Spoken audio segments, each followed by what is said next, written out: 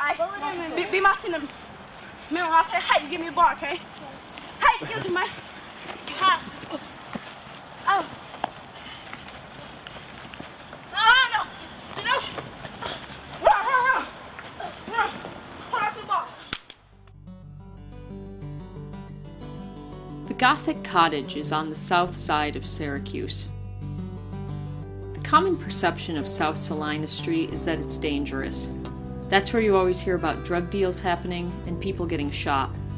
A lot of the buildings are run down and vacant. However, a project by the Syracuse Model Neighborhood Corporation and Syracuse Neighborhood Housing Services in the 1990s rehabbed all of the houses directly around the Gothic Cottage in an effort to stabilize the neighborhood. 2 houses were restored and 2 were built to blend in with the surrounding historic properties. The Preservation Association of Central New York awarded its highest honor to this project. So all of these buildings were saved, except one.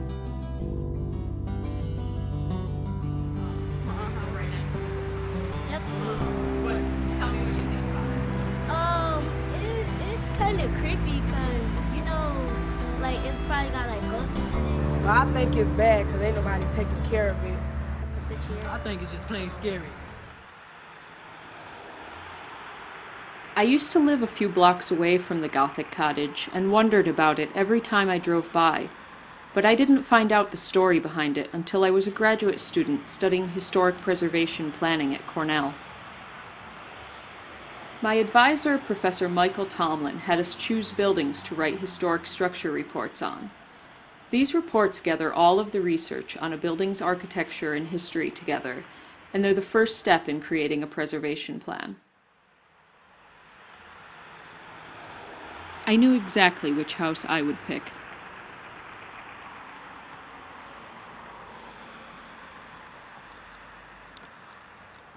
You know, the house exemplifies the nature of design and the comfort or the standard of living that part of rural Syracuse achieved in the middle of the 19th century. I started by looking through the books of deeds at the county courthouse. John and Margaret Clark built the house sometime in the late 1800s. He was a well-known Syracuse attorney. It was probably just a simple box shape to begin with. On my first trip inside the house, I found that rot had revealed the shingles of the original roof. Later on, a number of doctors would move to the area. They would often set aside rooms in the home to use as office space. So I'm going to show you a picture of what it used to look like, and if you could take a look at it and tell me what you think. Oh, that is so pretty. What? For real? Wow. Hold on. It was a big difference. It's a big difference. From then and now, it's a really big difference. That's nice. It don't even look like this neighborhood anymore. It don't look like this nice house. It don't look like that. It looked like it's in like a finer neighborhood than this one. It wasn't always regarded as the wrong side of the interstate or the tracks. It certainly does show you what the community could achieve, did achieve, and celebrated until the 20th century. The Lynch family lived in the house from 1917 to 1948. I talked with Charles Lynch, an attorney in Auburn, New York. His grandfather George removed the distinctive gingerbreading from the front of the house. He felt it would be too difficult to paint and maintain. I couldn't help but think that even back then the house was being neglected. After George died in 1948, another doctor and then a dentist owned the house. The New Jerusalem Church of God in Christ bought the house in 1978. Well, the church originally acquired the property because they wanted to use it as a parking lot. And when they were informed that they could not demolish the house, they walked away from it. According to city records, the church owes over $100,000 in back taxes on the property.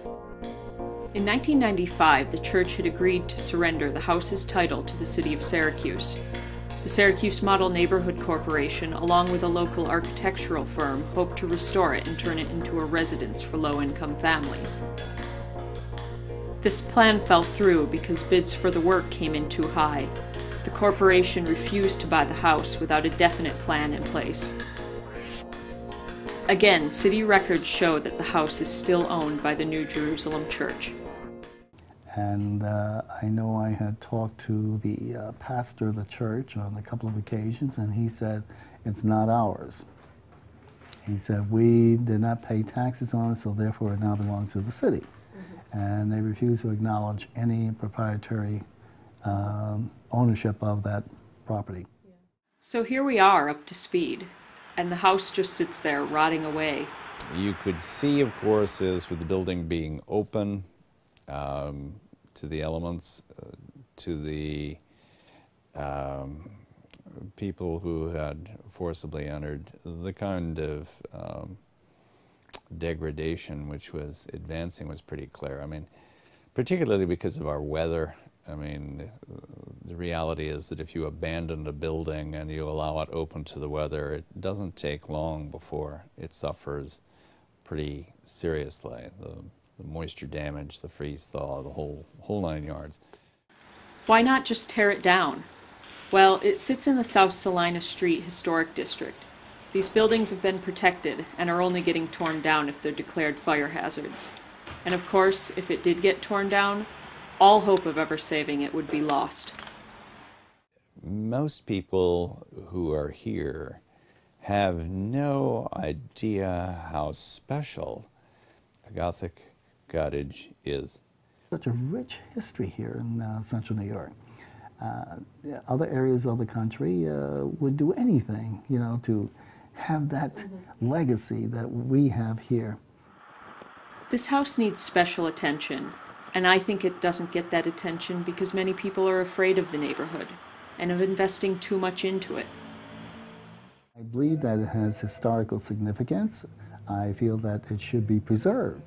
However, unfortunately, there are no funds to do the preservation with.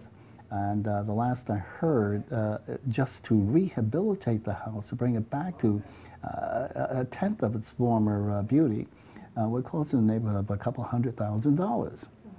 Now, unfortunately, there's no agency here that has, you know, let's say the Gothic Cottage drive. Why can't the city just fix it up? Well, because no one's telling them to. Armory Square went from a collection of derelict buildings to the center of Syracuse's nightlife because a number of business owners and developers decided to take some chances and make an investment into the city's future. People from the community could come and agree, like, we could fix this house and make it so people could play in it. Like the people from the state. What group is going to step in and take ownership of the project that is management responsibility long term? That's a little bit bigger jump. And to what end? So what he's saying is that even if the house is restored, there needs to be a plan in place for how to use it, or it'll continue to sit there vacant. If there's no organization of people willing to invest in the house, it's just not worth it for the city to get involved. And there have been several buildings, at least since I held this office, where we could not save them. The wrecking ball demolished them. So we've lost a piece of our history.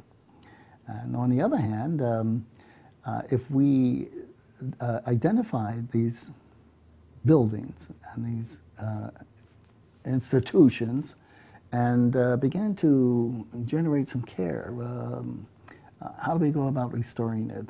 You know, is there funding available? Can we find someone who may want to invest in that property so that we can retain it? But it's certainly not the worst case I've seen in upstate New York.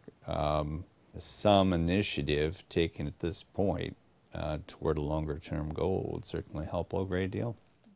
I believe it could be used as an example of what happens. You know, when the public, when the associations, when the city and the residents do not work together I think it's an example. It's a pitiful example, but it is. This is something we must not let happen again. I found a much larger story than I thought I would out of this old rundown house. It reminds us of the people who once lived in a thriving neighborhood and stands as a symbol of the failed plans and apathy that plague parts of the city today.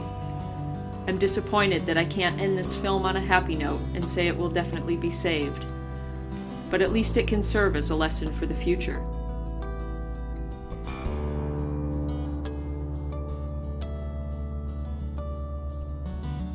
Why would we care about a house? Well, why would we care about anything?